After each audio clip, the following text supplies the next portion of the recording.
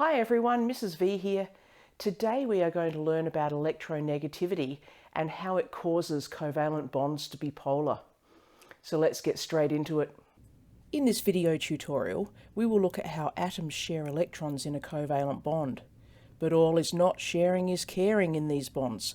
We will see that sharing is not always equal.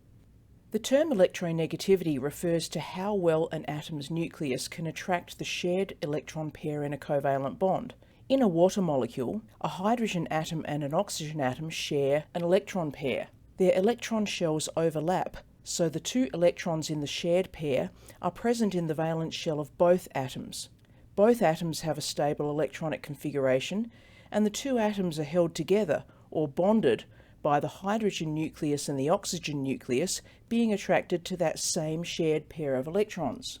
Sounds like a beautiful friendship. However, things are not quite as lovely as it seems. Some atoms are better than others at attracting that shared pair of electrons. Linus Pauling is the chemist who first assigned electronegativity values to the elements. He won 2 Nobel Prizes, the 1954 Nobel Prize for Chemistry for his research into the nature of the chemical bond and its application to the elucidation of the structure of complex substances. He was a passionate anti-nuclear campaigner and a driving force for reducing the role of nuclear arms in international politics. He was awarded the 1962 Nobel Peace Prize for his opposition to weapons of mass destruction. He's the only person to have won 2 undivided Nobel Prizes. The Pauling scale assigns electronegativity values to all the elements based on their electron attracting power. If we don't consider the noble gases because they don't usually form covalent bonds, then fluorine has the highest value at 4.0. Nitrogen, oxygen and chlorine also have high values. Metals generally have low values, with cesium and francium being the lowest at 0.7. When the two atoms involved in a covalent bond have the same electronegativity, then both nuclei have the same strength of attraction for the shared electron pair. We can use an electron density map to show a very symmetrical distribution of electrons between the 2 chlorine atoms in a chlorine molecule. There is higher density between the 2 atoms, where that covalent bond or that shared pair is. The difference in electronegativity here is 0. It's that difference in electronegativity that determines what type of bond we have. This bond is a non-polar covalent bond. There is totally equal sharing.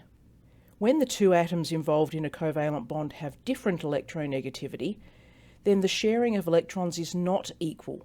The atom with the higher electronegativity is better at attracting electrons, so it sucks the electrons toward it. In the hydrogen chloride molecule, hydrogen has electronegativity 2.1 and chlorine is 3.0. When they bond, the chlorine will suck the electrons away from the hydrogen.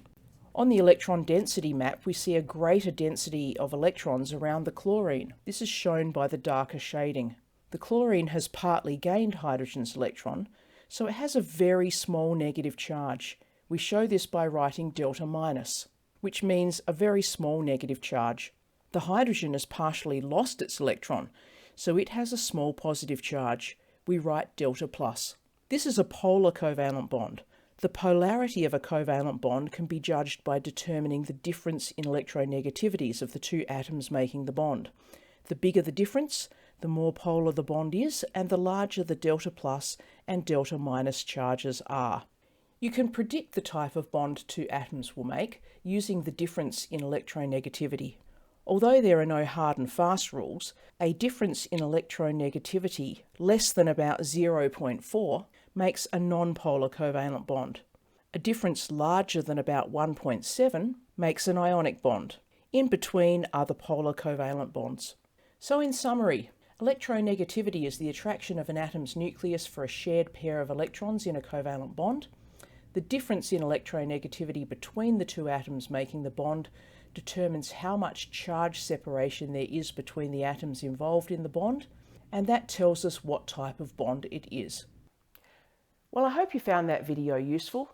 If so, please give it a like, and as always, subscribe to my channel, watch more videos, keep learning chemistry. I'm going to see you guys in the next video.